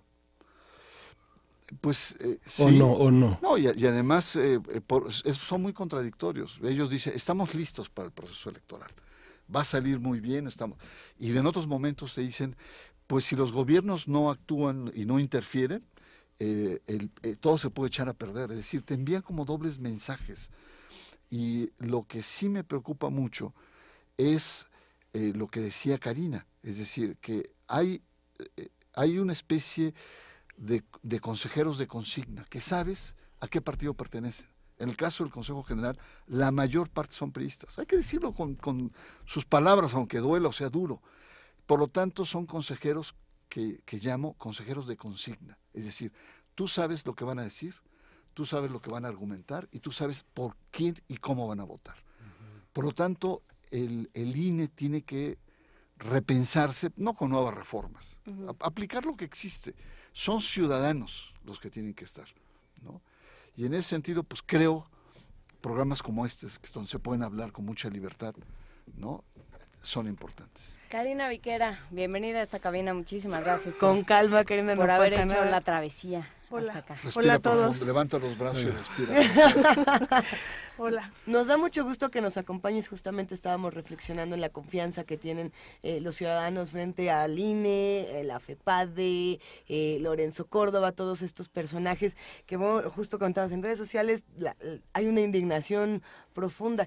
¿Qué hacemos con todos estos indignados, con todos estos enojados? Que somos muchos, somos muchísimos y parece que no encontramos reconciliación alguna. Pues yo me cuento entre uno de esos indignados. Eso. Justamente mi Aquí participación en el libro es justamente en función de esto que decía Bernardo del examen. Yo hice el examen, por ejemplo. La convocatoria es clara en decir a ciudadanos, entonces todos los que somos ciudadanos, pues nos inscribimos. Y efectivamente es un proceso complicado, el examen es difícil, pero lo que viene es peor, porque te das cuenta, hay una cuestión ahorita que hablas de indignación que me recuerda a mí un momento muy claro, en donde diferentes ciudadanos, académicos, personas de sociedades, de asociaciones civiles que participaron, se vieron envueltas justamente en una cuestión de shock cuando se dieron cuenta que no formaban parte de la lista, cuando habían pasado el examen y después se dieron cuenta que habían sido eliminados, igual que yo, ¿no? Entonces decían, pues si esto era para ciudadanos, entonces ¿en dónde quedamos? ¿Qué hacemos?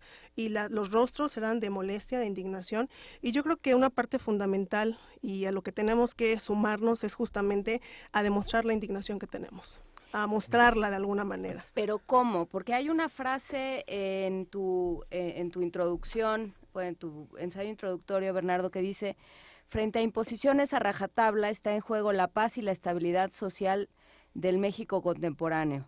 Sin dramatismos, el riesgo del México bronco está latente. ¿Puedes profundizar un poco sobre esta frase? Pues es una frase muy medio apocalíptica que se me salió ahí, pero la pregunta es hasta dónde los mexicanos vamos a aguantar. Y te lo digo, y el libro, hay que decirlo con mucha claridad, ha sido escrito no por analistas, periodistas o investigadores, ha sido escrito por consejeros electorales, gente que desde adentro conocemos cómo se operan los procesos electorales. Y hay mucha suciedad y corrupción, que en su momento denunciamos, nos acallaron o nos silenciaron. El tema acá es hasta dónde como país podemos aguantar eso. Y veamos que la Revolución Mexicana, el detonante que tuvo fue precisamente a través de una elección fallida en torno a Madero, y que en otros lugares los procesos electorales han sido detonantes. El tema acá es cómo país somos capaces de poder recrear y darle nueva confianza a todas estas estructuras. Porque no basta solamente una reforma, no bastan más leyes, más candados, más reformas. Si no hay una lealtad, por eso el problema es más ético, si no hay una lealtad de los actores, es decir, hacer lo que tengan que hacer, no importan nuevas constituciones, nuevos reglamentos, nuevas reformas, si va a haber un proceso de operación sucia y subterránea. Entonces, hablaba yo con Cárdenas, con José Cárdenas, cuando le decía que necesitamos lealtad en la política. Y él se me quedó viendo como diciendo, ay, qué ingenuo eres, Barranco, ¿cómo te atreves a decir eso? No, tenemos que buscar niveles de credibilidad. Hay un problema profundo de credibilidad, que si los actores, llámese INE, llámese FEPADE, llámese etcétera, no actuamos, el problema es que el país se nos puede caer entre las manos, se nos está yendo entre las manos. Ahora, ser consejero electoral, de los últimos 20 años de experiencia, ¿tiene alguna limitación dentro del reglamento, como en la Administración Pública Federal, digamos, que condiciona al servidor público a guardar, digamos, su manifestación pública ante medios o mediante documentos, o la exhibición de procesos ante la opinión pública? ¿Tienen esa limitación? Porque decir, bueno, en 2006 hubo una mala elección, o a toro pasado se puede hacer. ¿Cómo? Déjame decirte, Karina, por ejemplo, está limitada para externar, porque le pueden caer encima, legal y de manera metalegal. Los partidos le pueden caer encima. En el YEM, en el OPLE local del Estado de México, los consejeros tienen prohibido cuestionar las instituciones y los partidos políticos. Entonces, hay un coto de expresión que está coartado a nivel. En el INE no es tan así. En el INE lo único que te impide es el dar como o falsas noticias o juicios temerarios frente a un partido, un candidato, etcétera. Pero de todas maneras, hay un entendido, hay un bloque que está ahí latente. Por eso ahora yo, que soy ex consejero, estoy en una actitud de destrampamiento verbal, es decir, porque puedo decir lo que casi por 15 años me tuve que aguantar. Sin embargo, sí creo que es importante retomar esta parte de la reciudadanización o retomar el camino de la ciudadanización, porque no es claro ni lógico, y lo hemos visto en redes. Yo que ahora estoy en el Consejo Local y que hay muchas personas que preguntan sobre los procedimientos, creo que no es correcto amordazar a los consejeros. Creo que lo correcto es que, aunque tenemos esta parte de cuotismo, porque esa es una realidad, no lo estoy diciendo de una manera pues de mala onda para la cuestión, para algún partido político, sino que la Constitución lo establece, ¿no? La convocatoria y quiénes son los que designan a los consejeros electorales es muy clara, por eso hablamos de un cuotismo. Independientemente de esto, yo creo que el consejero electoral decide hacia dónde hacerse. El consejero electoral, si retoma esta parte de ser ciudadano, de retomar la demanda y la indignación que existe por parte de los ciudadanos, pues tienes que tomar tu papel y justamente actuar en el marco de la ley, en función de imparcialidad, de autonomía, de independencia, independientemente de esta parte del cuotismo. Entonces, sí existe una cuestión un poco complicada para algunos consejeros que nos hemos dado a la tarea de ser un poco más activos, un poco más abiertos y realmente de hacer una denuncia clara de las cosas que están mal hechas, no solamente en el Estado de México, sino en otras entidades del país, en donde tenemos pues sí una serie de varios consejeros que nos hemos podido contactar y que damos cuenta de algunas cuestiones que se están dando de manera generalizada, y que precisamente este libro lo que trata de hacer es establecer un ojo, ¿no? Hay que darle paso a una observación ciudadana, hay que darle paso a justamente que la exigencia se note, y no hay otra manera de hacerlo. Yo creo que es importante esta parte de la observación electoral por parte de ciudadanos. A ver, y entonces me gustaría cerrar con una reflexión de los dos al respecto de por qué sí presentarse a votar. ¿Por qué sí presentarse si te llaman de como cuando todo está perdido? ¿Por qué sí?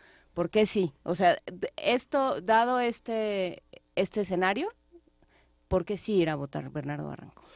Bueno, porque es la forma más depurada que tenemos como sociedad de poder elegir a nuestros conductores, a los líderes. El elegir a los liderazgos de la sociedad es al mismo tiempo darles legitimidad para poder hacerlo. El no hacerlo, el abstenerse, es tener líderes sin legitimidad, líderes vacíos. Ese es uno. Dos, no es simplemente salir a votar de manera ingenua, gratuita o candorosa. No, se trata de informarse, de saber bien de dónde vienen, de ver cuáles son sus cualidades y ver si responden o no a un proyecto de país. Yo podría decir que las opciones que se están teniendo a nivel, por lo menos a nivel federal, a mí no me convencen del todo, me siento huérfano en ese sentido. Pero no quiere decir que no haya liderazgos a nivel local, ya sea a nivel de gobernaturas, ya sea a nivel de diputados, etcétera, pero yo creo que la participación es fundamental. Y última reflexión, la participación electoral cohíbe o coerciona cualquier tipo de fraude electoral. Es decir, el fraude electoral, por más millonario, con recursos, con operación, etcétera, no te aguanta una copiosa participación ciudadana. No hay manera de detenerlo. De tal suerte que yo espero que esta gran tendencia de 55%, que es el promedio electoral del país en las últimas elecciones, se supere y se vaya al 60, 70%. Realmente gana la legitimidad y se fracturan las operaciones fraudulentas. Karina Viquera, ¿por qué participar? Pues yo retomaré esta parte de la legitimidad, efectivamente. Estamos muy indignados y nos quejamos. No hay otra manera en este momento, no hemos replanteado ni hemos repensado una nueva forma de poder generar personas que conduzcan este país, si no es otra más que a través del voto. Y el voto debe ser libre, secreto, efectivamente. Y hay una parte importante que debemos comentar, que es los jóvenes. Los jóvenes en este momento será como en 2006, por ejemplo, quienes tengan una participación muy importante en la decisión de quién va a llevar las riendas de este país en un proyecto de nación justamente. Entonces, a ellos hay que alentarlos a que voten. Lamentablemente también se tiene que decir que pues son muy vulnerables hacia los partidos políticos porque son jóvenes, que son inquietos, que tienen ánimo y ganas de participar y que debemos de considerarlos como lo que son, como personas que tienen un voto que vale, que serán una parte importante en esta elección y que darán legitimidad justamente a quien sea quien dirija este país. La reflexión ahí tiene que ver con la legitimidad, pero también justamente con la diferencia. Si el mayor número de personas votan y decidimos por quién votar, a quién elegir, pues seguramente ese margen será tan amplio que no exista duda y que todos nos podamos sentir cómodos, independientemente por quién decidas votar. Pero sí es importante hacerlo, además de la cantidad importante millonaria que se genera y que se gasta en la organización de las elecciones. Entonces, no hacer uso de, pues obviamente nos conmina justamente o nos lleva a un retraso. Yo creo que es importante votar y considerar a los jóvenes. Pues sí, sobre todo unos jóvenes que van a votar en un México que es muy distinto de los que ya hemos votado, de quienes ya hemos votado en otros momentos de la historia mexicana, Bernardo. Sí, no, esto es fundamental. Es decir, si tú ves el padrón electoral, entre los 18 y 45 años está precisamente cerca del 60% del electorado, si no es que un poco más. Y es probablemente este sector que utiliza las redes, que utiliza la tecnología, que está muy al tanto, pero que desprecia la política tradicional, desprecia a los políticos. Que tiene ideas de país ya muy distintas. De manera distinta y está fragmentado. Entonces, es el que menos vota además. Entonces, si la sociedad logra que este sector, que es el México actual, pero es el que está determinando estos grandes movimientos de cultura, las elecciones pueden ser muy interesantes. La participación de este sector puede ser determinante, a condición de que participe y que vote, salga a votar. Pues con eso nos quedamos. Les agradecemos muchísimo a ambos haberse quedado con nosotros, haber tenido esta conversación. Hablamos sobre el infierno electoral, con prólogo de Lorenzo Meyer y la participación muy interesante, la participación de Santiago Nieto, por ejemplo, es escalofriante, sobre todo a la luz de todo lo que sucedió después. Las elecciones del nunca. Las elecciones del nunca, dice, nunca había visto tantos horrores, entre otras cosas. Dice. Muchísimas gracias, Karina Viquera, Bernardo Barranco, por esta conversación. Nos quedamos con esto, la participación cohíbe el fraude electoral. Ya cada quien. Mira que para todos los que tenemos mucho dolor en nuestro ser por todo lo que está ocurriendo, un poquito de paracetamol del gabinete. Sí.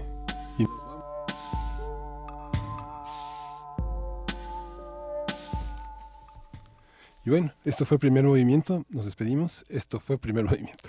El mundo desde la universidad.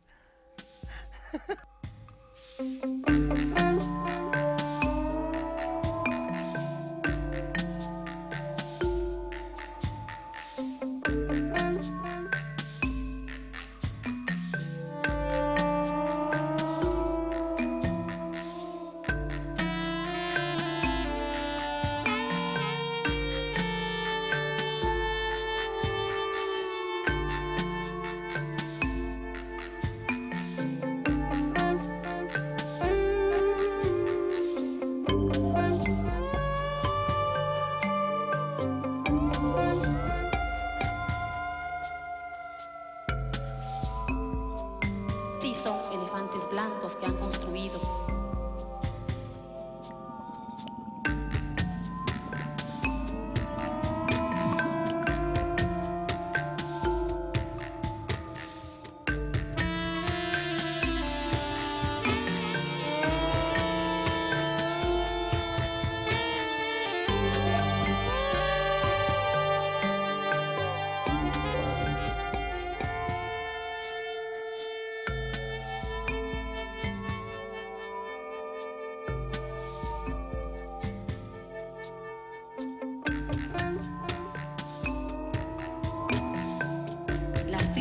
Fantasmas que están allá están vacías.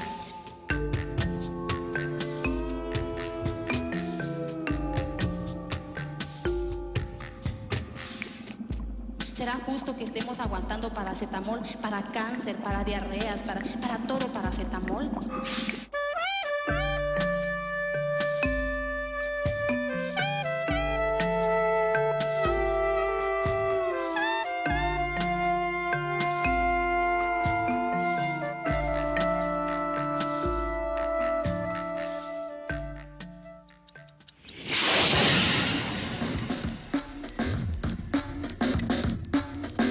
Radio UNAM presentó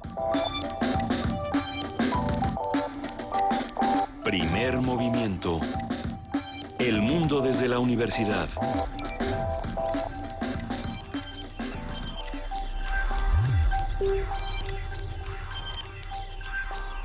Thank you.